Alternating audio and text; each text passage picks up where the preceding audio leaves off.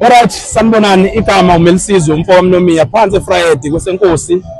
uMsiyane uCaphashi induna engiphethe usabelo wakaMadela ngiyakhuleka enkosini yaseNkandla enkandla kanjani umfowabo sanibonani ngibingelela sonke isizwe esikhona ngibingelela isizwe esikhulu seyingcwele abaphathi bomsebenzi nabaphathi besoil phela njengoba mina kufanele ngiphinde ngibingelele cha namhlanje ngihamba na insizwe ngifuna izishona mina ngiyazi ngomphupho kodwa ngifuna iqala izishona uthi umfowabo nisabona mfethu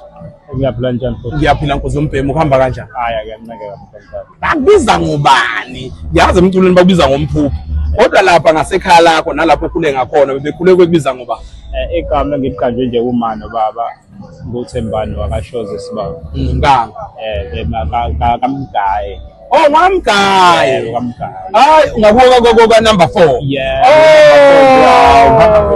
hayi yazizwela ke uyamazi number 4 wangala kwamgaye sabukhosi yonke ke le nsizwa ikiphakamisa unyawo westage ngize ngithuke kwayimina ngendlela eliphakamisa ngayo bese ngibusa iyithatha lento yabo bese ngibe ngicabanga ukuthi sengicabangile uyithatha lento hayi ngingasho nje ukuthi ngayo into engazalwa nayo engazalwa nayo uphuma nayo kanje yeah mana umsebenzi wakho mfethu ukhona nesesinawo omusha ngaphandle kwaloko kade siwulalela no awukho omusha njengamanje but seyinhlelweni zokuthi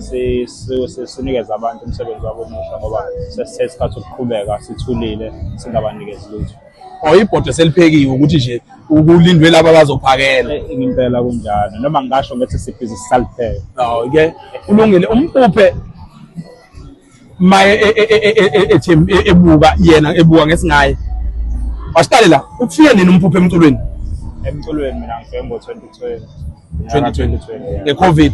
yeah umculo weCovid impela wacula ngeCovid no Belungile ngifuna ukubuka mpuphe imhlanuke manje iminyaka mawuthi ufike ngo2020 imhlanu iminyaka unyaka nonyaka ubukhipha ialbum ubukhipha isingle noma ubukhipha iEP ngingathini mina angikhiphi uyenzeka mhlawumbe uthi uzophela unyaka ngingakhiphi mhlawumbe ngikhipha iEP noma ngikhiphe isingle but ialbum enginayo iyodwa bese kuba isingle bese kuba iEP yeah imuphi kumsebenzi wakho ngathi manje mawuyishaya isifuba nobuka wakwenzela lento oyifuna njengomculo kuyo yonke usuka kwi-EP kwi-album kwi-single engingakusho ngisho ukuthi nje uqale lapha kwi-EP ethi sorry ex yami iyona eqale nje yadlala uku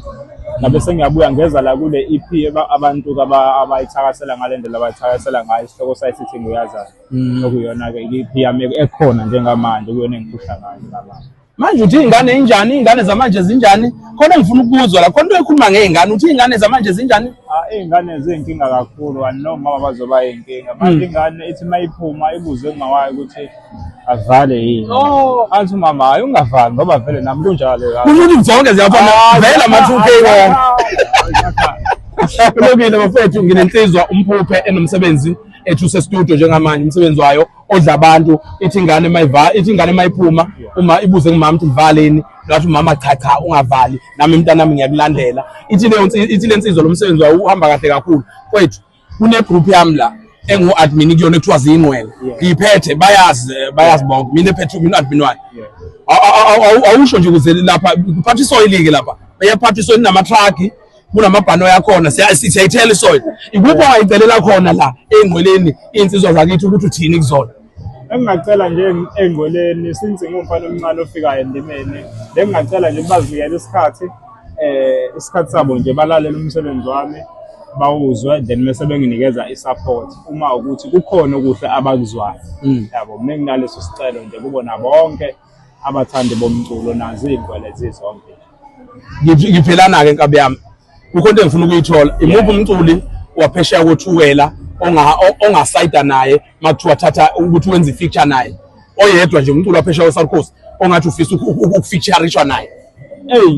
waphesheya kothukela mina inkinga ngize ngisho ngithiwa yedwa because abafowethu mina ngibathanda bonke manje angikwazi ukuthi ngikhethe iphele emaseni cha kukhona lo senhlizweni yakho osho ukuthi yazi usibanibani mayingavuma ngikhiphe na ingoma ayi ngingamchuza usibanibani angamzanga igama lokuthi baningi abaculi baphesheya kothukela